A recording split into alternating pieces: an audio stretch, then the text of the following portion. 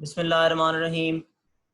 Welcome to MD CAT Chemistry with MPhil scholar Abdul Basir from Government College University Lahore.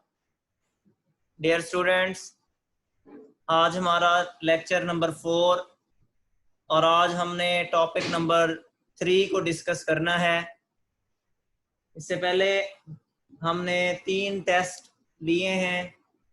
एक test chapter topic 1 का था, 2 test topic 2 में से conduct किए गए हैं और उनके आंसर्स आपको बता दिए गए हैं।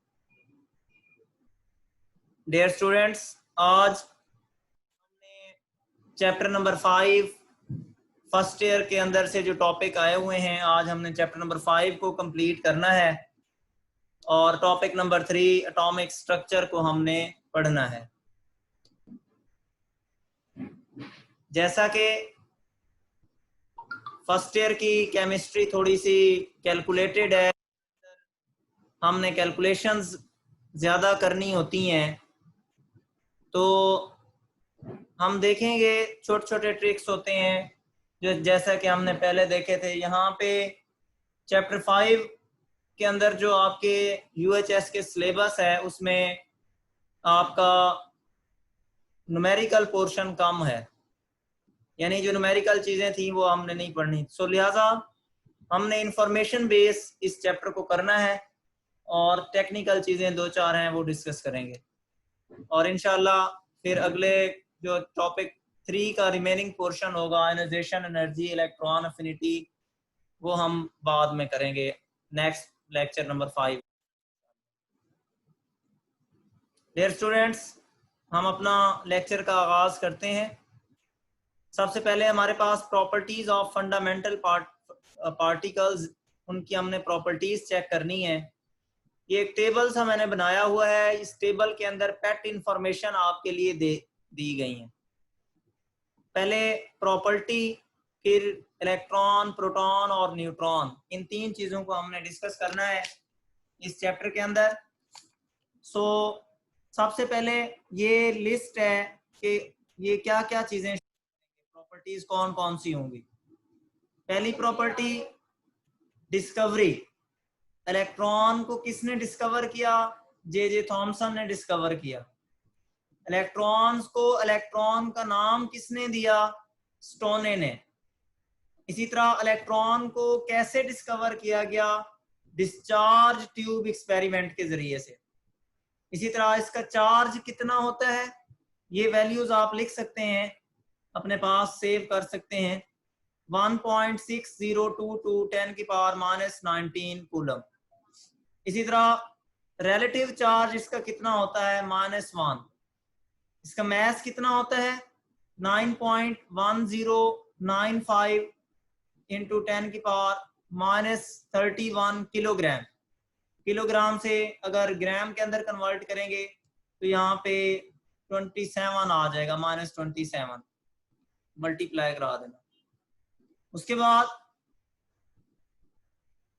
28 सॉरी 27 नहीं 28 -28 आ जाएगा, मल्टीप्लाई करेंगे 1000 के साथ। रिलेटिव मास कितना है? 0.00005486 AMU, यानी कितना? 0.000486 AMU इसका रिलेटिव मास है और कंपैरेटिव मास इसका कोई नहीं है। उसके बाद इफेक्ट ऑफ इलेक्ट्रिक फील्ड। इसका इलेक्ट्रिक फील्ड का इस पे क्या इफेक्ट होता है? ये डिफ्लेक्ट हो जाता है टुवर्ड द पॉजिटिव प्लेट। अगर हम इलेक्ट्रिक फील्ड में रख दें तो ये पॉजिटिव प्लेट की तरफ जाएगा। सिमिलरली प्रोटॉन को किसने डिस्कवर किया? गोल्डस्टाइन ने। नाम किसने दिया? रदरफोर्ड ने। इसी तरह ये भी डिस्चार्ज ट्यूब एक्सपेरिमेंट था और इसका जो चार्ज है यहाँ पे माइनस इलेक्ट्रॉन का -1.6022 10⁻⁻19 कूलम है, तो प्रोटॉन का जो है 1.60, ये प्लस में है वही प्लस में, माइनस प्लस का फर्क है। 6.022 10⁻⁻19 कूलम। इसका रिलेटिव इलेक्ट्रॉन का चार्ज -1 था तो प्रोटॉन का चार्ज +1 है।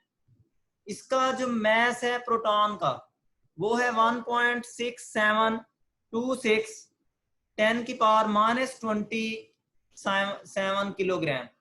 इसी तरह इसका जो रिलेटिव मास है वो 1.0073 एटॉमिक मास यूनिट है, AMU।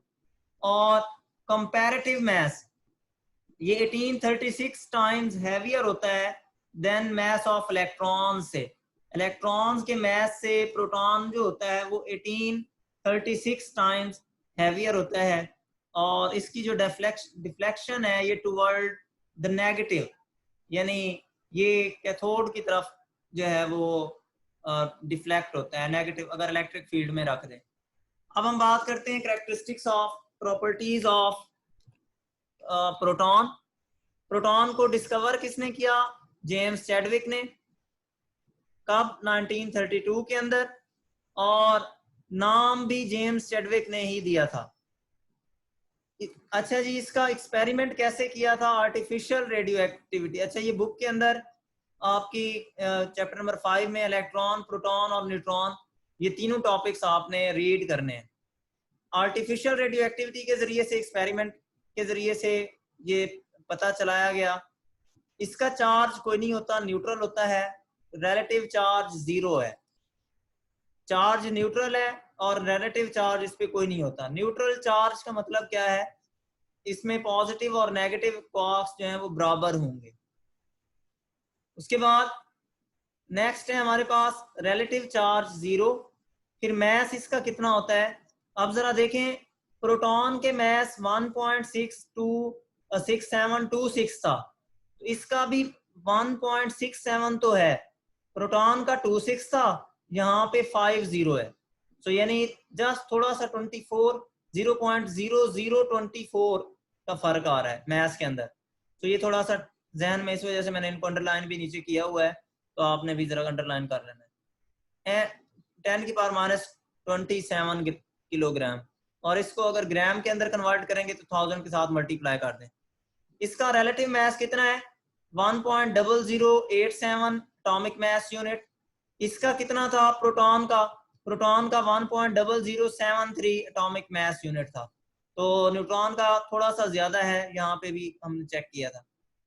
उसके बाद जो प्रोटॉन होता है वो 1/1836 टाइम्स हैवियर होता है, जबकि न्यूट्रॉन 1/40 टाइम्स हैवियर होता है।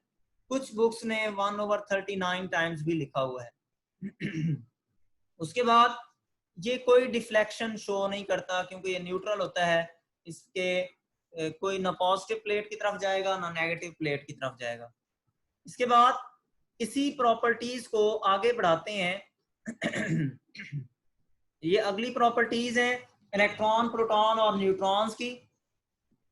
आयनाइजेशन पावर, किसी चीज को आयनाइज करने की एबिलिटी इलेक्ट्रॉन की सबसे ज्यादा होती है, यानी ये इजीली किसी चीज को जब किसी के ऊपर टकराता है तो उसको आयंस के अंदर कन्वर्ट कर देता है। उसके बाद प्रोटॉन जो होता है उसकी आयनाइजेशन पावर लो होती है, और न्यूट्रॉन की वो आयनाइज किसी चीज को नहीं कर सकता। पेनिट्रेशन पावर इलेक्ट्रॉन की लो है, प्रोटॉन की मॉडरेट है। पेनिट्रेट का मतलब कि सरायत कर जाना, किसी चीज के अंदर घुस जाना। पेनिट्रेशन पावर इलेक्ट्रॉन की कम होती है, प्रोटॉन की मॉडरेट है, जबकि न्यूट्रॉन की सबसे ज्यादा होती है। रिएक्शन याद रखना, इलेक्ट्रॉन्स रिडक्शन काजेस करते हैं। इसी तरह यानी जब इलेक्ट्रॉन्स किसी के ऊपर जाएंगे तो नेगेटिव चार्ज आ जाएगा, तो गेन ऑफ इलेक्ट्रॉन आ जाएगा। So gain of electron is called as reduction. Protons जो हैं, अगर गेन ऑफ प्रोटॉन है तो वो हमारे पास ऑक्सीडेशन। प्रोटॉन क्या करते हैं? ऑक्सीडेशन। जबकि हमारे पास रिएक्शंस हैं न्यूट्रॉन के, वो फिशन रिएक्शन करते हैं। उसके बाद E/m वैल्यू, E/m वैल्यू के अंदर अगर हम बात करते हैं तो E/m value for electron is 1.7588 10⁻11 coulomb per KG, 11 coulomb per KG. इसी तरह E/m वैल्यू फॉर प्रोटॉन 9.5 5, 7, 9, 10 की power 7 coulomb per KG. Neutron का कोई E/m वैल्यू नहीं होती, क्यों? इस पे चार्ज नहीं होता, तो इस वजह से ये फैक्टर सारा जीरो हो जाता है। आप खुद भी कैलकुलेट कर सकते हैं, इसकी जगह पे आप E की वैल्यू जो हमने पीछे लगाई थी वो रख दें, मैथ्स भी आपके दोनों के वैल्यूज कैलकुलेटेड आपको पता है, तो फार्मूले के मुताबिक आप इसको कर भी सकते हैं। उसके बाद X-ray production. X-rays can produce, electron can produce X-rays, यानी इलेक्ट्रॉन जब किसी मेटल के ऊपर टकराते हैं या किसी गैस के ऊपर टकराते हैं तो वो उस गैस को आयनाइज कर देते हैं। अब वो गैस अगर किसी, या फिर दूसरे नंबर पर ये भी आप पढ़ चुके हैं कि इलेक्ट्रॉन अगर डायरेक्ट एनोड पे लग जाए तो एनोड के ऊपर यानी पॉजिटिव टर्मिनल के ऊपर वहां से रेज की शक्ल में एनर्जी खारिज करते हैं और वो जो रेज होती हैं वो एक्स रेज होती हैं। इसी तरह proton can not produce X rays, proton X rays पैदा नहीं कर सकते, जबकि ये भी न्यूट्रॉन भी एक्स रेज पैदा नहीं कर सकते। Location in nucleus in atom, जो इलेक्ट्रॉन्स होते हैं वो शेल में रिवॉल्व कर रहे होते हैं न्यूक्लियस की बाहर साइड पे, जबकि ये प्रोटॉन और न्यूट्रॉन ये दोनों न्यूक्लियस की प्रॉपर्टी है, न्यूक्लियस में होते हैं, तो इस वजह से इनकी तादाद को न्यूक्लियस के अंदर हम न्यूक्लियॉन नंबर भी कहते हैं। डियर स्टूडेंट्स, इसी के साथ अगला छोटी छोटी इंफॉर्मेशन है, ये आपके लिए, इनको थोड़ा सा याद कर लीजिएगा। Fluorescence of cathode rays. Cathode rays जब किसी के ऊपर टकराती हैं किसी सरफेस के ऊपर तो वो किस तरह की फ्लोरेसेंस पैदा करती हैं, यानी कि हमने ये चेक करना है अगर ग्लास मटेरियल पे टकराएंगी कैथोड रेज, यानी जिनको नेगेटिव चार्ज है, जिनको हमने इलेक्ट्रॉन्स कहा हुआ है, तो वो ग्रीनिश कलर देंगी। अगर एल्यूमिना के ऊपर टकराएंगी तो रेडिश कलर देंगी। इसी तरह टिन के ऊपर टकराएंगी तो येलो कलर देंगी। तो ये भी छोटी मोटी सी बात है जो कि आपने point of view, MCQ point of view के इंफॉर्मेशन के तौर पर याद कर लेनी है। उसके बाद वोल्टेज का, टेस्ट ट्यूब का जो वोल्टेज है वो किसके डायरेक्ट रिलेशन है, यानी टेस्ट ट्यूब के अंदर या जो डिस्चार्ज ट्यूब आपने रखी हुई है, टेस्ट ट्यूब की बजाय डिस्चार्ज ट्यूब, डिस्चार्ज ट्यूब जो होगी वोल्टेज डायरेक्ट रिलेशन में होता है प्रेशर के और लेंथ ऑफ द ट्यूब के, यानी वोल्टेज प्रेशर और लेंथ ऑफ द ट्यूब के ऊपर डिपेंडेंट होता है। और अगर हम प्रेशर इंक्रीज करेंगे तो वोल्टेज इंक्रीज होगा, लेंथ के साथ भी इसका डायरेक्ट रिलेशन है। उसके बाद E/m value of positive rays depend upon nature of rays. ये बच्चे बात याद रखना, E/m वैल्यूज क्यों? क्योंकि जो पॉजिटिव रेज होती हैं वो तो पैदा ही जो गैस के पार्टिकल्स डिस्चार्ज ट्यूब में मौजूद होते हैं, उन गैस के पार्टिकल्स के ऊपर जब कोई कैथोड रे आके टकराती है तो कैथोड रे उस पार्टिकल को आयोनाइज कर देती है। अब वो पार्टिकल में से इलेक्ट्रॉन निकल जाता है और वो जो पार्टिकल होता है उसके ऊपर पॉजिटिव चार्ज आ जाता है।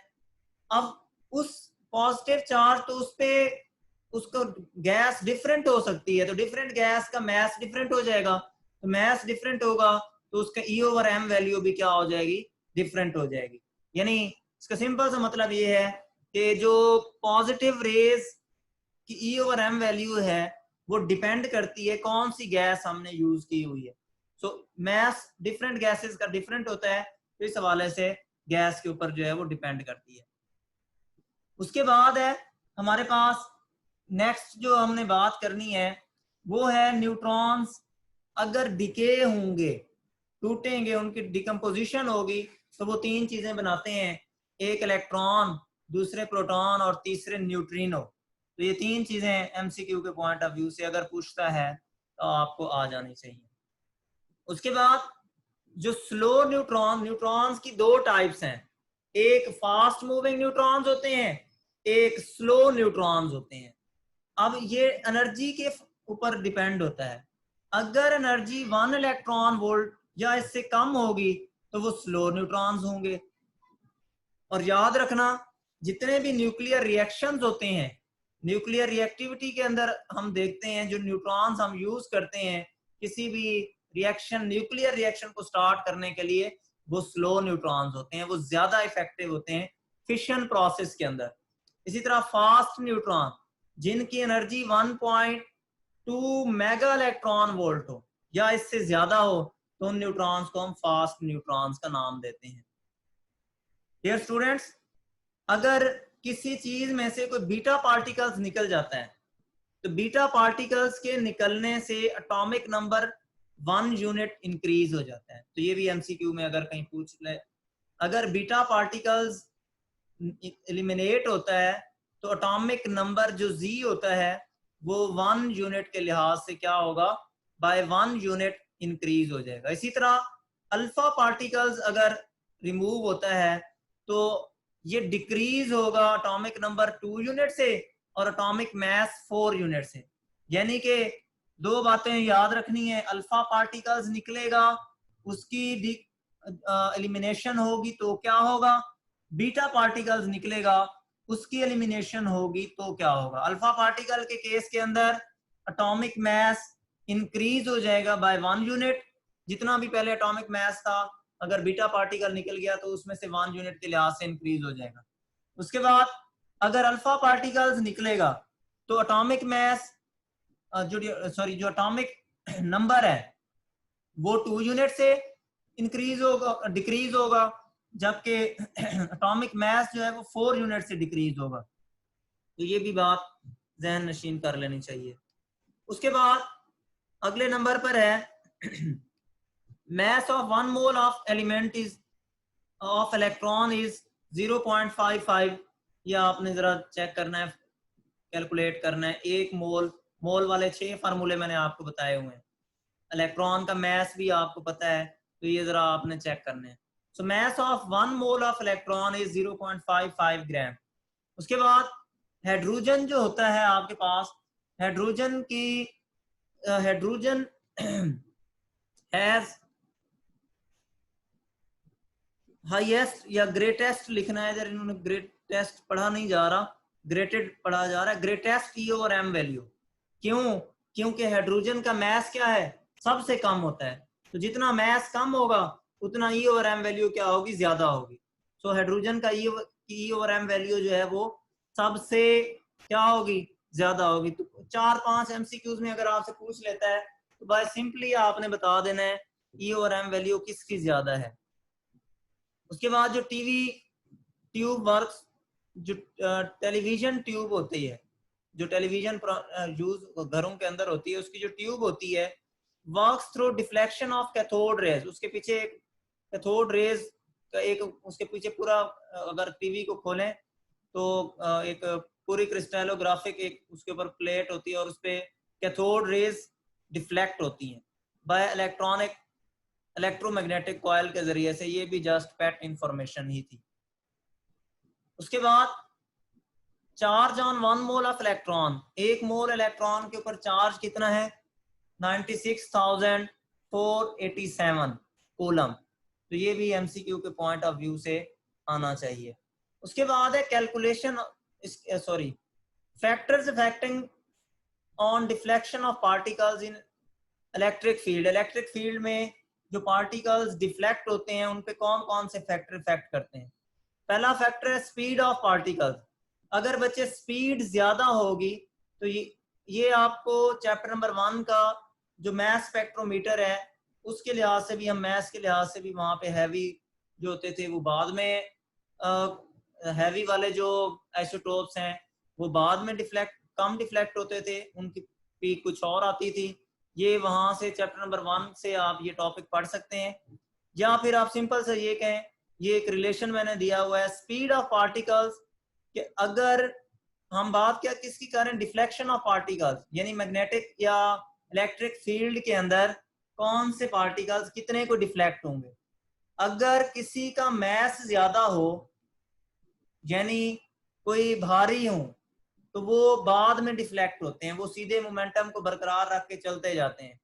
अगर किसी कम है तो मैग्नेटिक फील्ड उसको फौरन अपनी जानिब अट्रैक्ट कर लेती है और वो पहले डिफ्लेक्ट हो जाते हैं। तो ये डिफ्लेक्शन वाला टॉपिक आप चैप्टर 1 का जो मैस स्पेक्ट्रोमीटर वाला है, जिसमें आपने नियॉन के 3 आइसोटोप्स हमने पढ़े थे, 20, 21 और 22, जो कि हमारे सिलेबस का हिस्सा नहीं है, इस हवाले से उसको इतना डिटेल डिस्कस हमने नहीं किया। वहाँ पे आपको जस्ट ये इतना पता चल जाएगा कि जो हैवियर होते हैं वो बाद में डिफ्लेक्ट होंगे और जो लाइटर होंगे वो जल्दी डिफ्लेक्ट होंगे। अब बच्चे दूसरे नंबर पर है energies of the particles. Energies of यानी इसमें इलेक्ट्रॉन प्रोटॉन के हवाले से अगर हम बात करते हैं तो जो हैवियर होगा, हैवियर वाले जल्दी डिफ्लेक्ट हो जाएंगे और जो हैवियर नहीं होंगे वो क्या होंगे, वो डिफ्लेक्ट जल्दी नहीं होंगे। उसके बाद इनके हवाले से अगर हम बात करते हैं, अगर हमारे पास एनर्जीज उनकी सेम है, पहले तो हमें ये पता होना चाहिए इलेक्ट्रॉन किसकी तरफ जाएगा, डिफ्लेक्ट होगा। इलेक्ट्रॉन पहले हमने पढ़ा है, इलेक्ट्रॉन के ऊपर नेगेटिव चार्ज होता है तो पॉजिटिव प्लेट की तरफ जाएगा। प्रोटॉन्स किसकी तरफ जाएगा, प्रोटॉन्स के ऊपर कौन सा चार्ज होता है, पॉजिटिव, तो वो नेगेटिव प्लेट की तरफ जाएगा। न्यूट्रॉन तो वैसे ही न्यूट्रल है, स्ट्रेट लाइन में जाते हैं, वो कोई डिफ्लेक्शन ही शो नहीं करेंगे। तो डिफ्लेक्शन पहले हमने बात कर ली है। अब अगर उनकी एनर्जी सेम होगी, अगर तो उनकी स्पीड सेम है, सो स्पीड सेम होगी तो लाइटर वाला केस देखना है, जो हल्का है वो जल्दी चला जाएगा। यानी इनकी जो डिफ्लेक्शन होगी इलेक्ट्रॉन प्रोटॉन और न्यूट्रॉन की, वो एक जैसी नहीं होगी। वो किस बेस के ऊपर होगी, सबसे हल्की कौन सी चीज है, इलेक्ट्रॉन, उसके बाद प्रोटॉन, फिर न्यूट्रॉन। न्यूट्रॉन का तो वैसे ही हमने कह दिया है कि वो डिफ्लेक्ट नहीं होता। तो अगर एनर्जी सेम है फिर क्या होगा, सेम एनर्जी के ऊपर कोई फर्क नहीं पड़ेगा। प्रोटॉन पहले वो सारे प्रोटॉन और इलेक्ट्रॉन दोनों जो है वो सेम डिफ्लेक्शन शो करेंगे सेम टाइम में, सेम। क्यों, क्योंकि अगर एनर्जी सेम है तो काइनेटिक एनर्जी वो स्पीड के हवाले से बात आ जाती है और मैस के हवाले से आ जाती है 1/2 mv² जो है। तो काइनेटिक एनर्जी, एनर्जी सेम है तो इसका मतलब दोनों सेम है, या स्पीड कम होगी या मैस कम होगा तो यानी मोमेंटम टाइप उनका सेम हो जाएगा। तो ये जरा एमसीक्यू के पॉइंट ऑफ व्यू से। उसके बाद आगे है हमारे पास free neutron is radioactive and has T1/2 का मतलब हाफ लाइफ होता है। उसकी हाफ लाइफ कितनी है, 10.2 मिनट्स। ये एक और एमसीक्यू। इसी तरह एटॉमिक नंबर और एटॉमिक मैस, दूसरा जो हमारे पास इस चैप्टर के अंदर पूछा जाना है। हम इन दोनों टर्म से बड़े वाकिफकार हैं अजलू शुरू से ही। एटॉमिक नंबर क्या होता है, number of proton in nucleus of an atom. किसी न्यूक्लियस में प्रोटॉन्स की तादाद, और उसको हम जी से रिप्रेजेंट करते हैं। और याद रखना इनकी कैरेक्टरिस्टिक्स होती हैं। जो प्रोटॉन होता है हमारे पास, प्रोटॉन जो होगा न्यूक्लियस के अंदर मौजूद होता है और ये फिक्स होता है प्रोटॉन। इसी तरह प्रोटॉन हमेशा फिक्स होगा। और याद रखना जो नंबर ऑफ प्रोटॉन्स होते हैं उसको हम एटॉमिक नंबर कहते हैं। नंबर ऑफ इलेक्ट्रॉन्स और प्रोटॉन्स भी बराबर होते हैं। और ये याद रखने वाली बात ये भी है कि ये प्रोटॉन नंबर की वजह से ही मॉडर्न पीरियोडिक टेबल का वजूद है।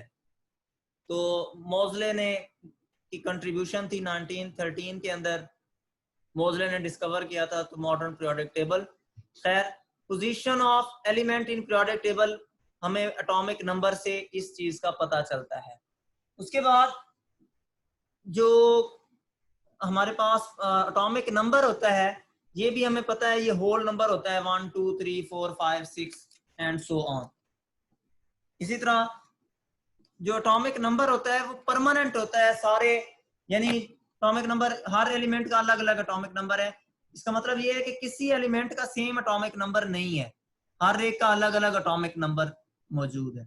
तो 118 अगर इस वक्त टोटल एटम्स हैं, एलिमेंट्स हैं, तो उन सारों के अलग अलग एटॉमिक नंबर है। तो ये फिक्स होता है हर एलिमेंट्स के लिए। और periodic and chemical properties atomic number पे डिपेंड करती हैं। ये बात भी, यानी पीरियोडिसिटी जो है वो भी एटॉमिक नंबर पे ही बेस करती है। केमिकल प्रॉपर्टीज भी एटॉमिक नंबर पे बेस करती हैं।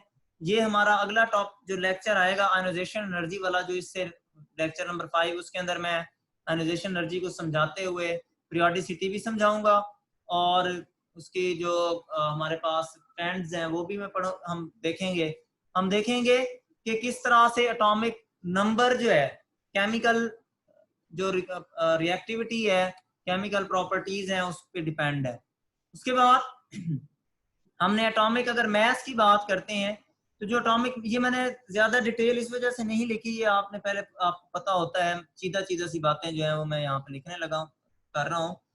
जो एटॉमिक मास होता है, न्यूक्लियस में प्रोटॉन और न्यूट्रॉन कितने मौजूद हैं, उसको हम कहते हैं एटॉमिक मास। और एटॉमिक मास ये इसको रिप्रेजेंट करते हैं ए के साथ।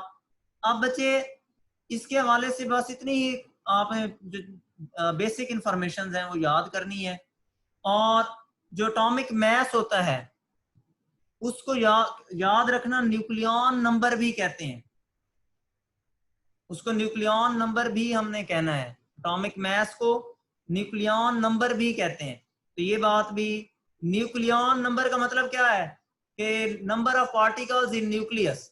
न्यूक्लियस में कौन सी चीजें हैं, प्रोटॉन और न्यूट्रॉन, तो उसको न्यूक्लियन नंबर भी अगर कहीं पे आ जाता है, या मास नंबर आ जाता है, या एटॉमिक मास आ जाता है, ये तीनों टर्म्स एक हैं। अब बच्चे एक जनरल सा कोई एलिमेंट है एक्स, जी किसको रिप्रेजेंट कर रहा है, यहाँ पे जरा देखें, जी को हमने किससे एटॉमिक नंबर। इसी तरह ये जो ए है, ए किससे रिप्रेजेंट हो रहा है, ए एटॉमिक मास से। तो ये एक सिंबल था कि हमने किस तरह से, ये इसकी एग्जांपल्स आपने देख लेनी है कि कौन कौन सी एग्जांपल्स हैं। मोज़ले ने एटॉमिक नंबर बताया था, इस ये बात भी एमसीक्यूज में याद रखना। 1913 के अंदर, 1913 में उसने basically he found that square root of frequency of X-ray was proportional to atomic number of an atom। आपको याद है मोज़ले लॉ, और उसमें आपने पढ़ा था कि d under root is equal to होता था a into Z minus B. तो ये वाला फार्मूला भी थोड़ा सा अगर याद रह जाए तो अच्छी बात है। इसके साथ ही आगे जो हमने डिस्कस करना है, कैलकुलेशन पे भी हम जाते हैं, थोड़ी सी इंफॉर्मेशन ये भी होनी चाहिए। एटॉमिक नंबर, मास नंबर या न्यूक्लियन नंबर, ये हमेशा होल नंबर होते हैं, यानी ये 1 2 3 4 ये वाले होते हैं। एटॉमिक नंबर जैसा कि पहले मैंने बताया, पोजीशन पीरियोडिक टेबल के अंदर जो पोजीशन होती है एलिमेंट की, वो एटॉमिक नंबर होता है। अब इसको कैलकुलेट कैसे करते हैं, बड़े सिंपल से फार्मूले हैं। Number of proton number of atomic number के बराबर होते हैं, जितने प्रोटॉन्स होंगे वो एटॉमिक नंबर होगा। नंबर ऑफ इलेक्ट्रॉन भी एटॉमिक नंबर, इलेक्ट्रॉन यानी प्रोटॉन का नंबर पता चल गया तो आपको किस चीज का पता चल जाएगा, न्यूट्रल केस के अंदर इलेक्ट्रॉन्स का किसी एलिमेंट में। आयन की बात नहीं कर रहा मैं। उसके बाद नंबर ऑफ न्यूट्रॉन, न्यूट्रॉन कि कैसे पता चलेगा, एटॉमिक मास में से एटॉमिक नंबर आपने माइनस कर देने हैं। टोटल एटॉमिक मास में क्या चीज थी, number of proton plus neutron, तो इसमें से आपने एटॉमिक मास, जो एटॉमिक नंबर है वो एटॉमिक मास में से एटॉमिक नंबर आपने माइनस कर देना है। हमारे पास टाइम 7 मिनट्स रह गए हैं और हम अपने लेक्चर को कंप्लीट करने की कोशिश करते हैं, ये ना हो रह जाए। उसके बाद है जो आखिरी टॉपिक है चैप्टर नंबर 5 का, वो है शेप्स ऑफ ऑर्बिटल, ऑर्बिटल्स की शेप्स। अब बच्चे जरा देखें, हमारे पास 3 ऑर्बिटल्स हमने पढ़ने हैं, चौथा एफ ऑर्बिटल आपके सिलेबस में नहीं है, सो डी तक हम डिस्कस करेंगे। हमारे पास है पहले नंबर पर एस ऑर्बिटल। ऑर्बिट और ऑर्बिटल में क्या डिफरेंस था, पहले नंबर पर ऑर्बिटल, ऑर्बिटल हमने कहा था किसी जो एटम होता है, उस एटम में किसी इलेक्ट्रॉन्स के 95% चांसेस हो वहां पे पाया जाए, यानी maximum probability of finding electrons को हम ऑर्बिटल्स का नाम देते थे। जबकि जो ऑर्बिट होते थे वो हमारे पास शेल्स होते हैं, यानी जो न्यूक्लियस के इर्द गिर्द शेल्स होते हैं उनको ऑर्बिट कहते हैं। खैर, अब पहला हमारे पास है एस ऑर्बिट, एस ऑर्बिटल। एक बात ये भी याद रखने वाली है कि एक ऑर्बिटल में मैक्सिमम 2 इलेक्ट्रॉन्स आ सकते हैं, और एस का एक ऑर्बिटल होता है तो उसमें 2 इलेक्ट्रॉन्स आ जाएंगे। अब ये स्फेरिकल होता है, गोल मटोल सा, ये एक मैंने कोशिश की डायग्राम बनाने की, सो ये गोल मटोल सा ऑर्बिटल है, ये 1s ऑर्बिटल है। अब इसके बाद अगर प्रिंसिपल क्वांटम नंबर इंक्रीज होता है, यानी 1s से 2s में जाता है, पहले शेल से दूसरे शेल में जाता है, तो ऑर्बिटल का ये जो दूसरा आप देख रहे हैं जहां पे इस वक्त कर्सर मूव कर रहा है, तो ये आपके पास साइज में बड़ा होता है, तो साइज बड़ा होता है जो जो ये 2s ऑर्बिटल है। अब ये 1s ऑर्बिटल है जो अंदर पड़ा हुआ है, ये जो बाहर है ये 2s ऑर्बिटल है। अब ये जो व्हाइट कलर के बीच में आपको जगह नजर आ रही है, स्पेस, बच्चे ये नोड होते हैं।